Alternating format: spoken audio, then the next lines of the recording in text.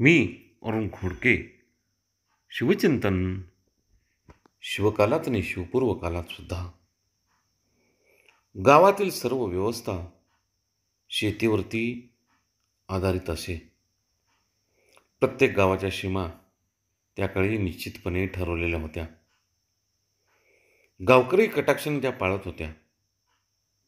गावातील एकूण जमीन वेगळ्या जमिनीच्या खंडामध्ये विभागलेल्या असे. त्या खंडाची मालकी आणि त्यांच्या सीमारेषा देखील निश्चितपणे सर्वांना माहीत होत्या आणि त्या जपल्या जात होत्या.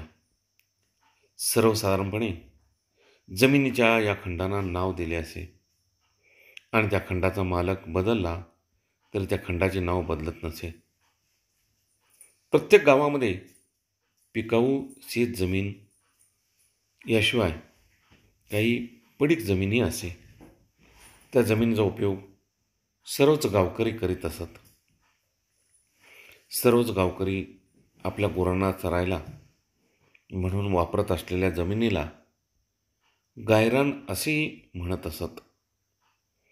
शेतकरी, व्यापारी, कलाकार, कारागीर आणि गावातील शासकीय अधिकारी मिळून जो समूह बनलेला असे त्यांना रहिवासी असे म्हणत असत, जे आपापले काम करून परस्परांच्या गरजा भागवित असत. त्या काळी 3 प्रकारच्या जमीन मालकी प्रचलित झाल्या होत्या. 1 मिरासी, 2 उपरे आणि 3 वतन.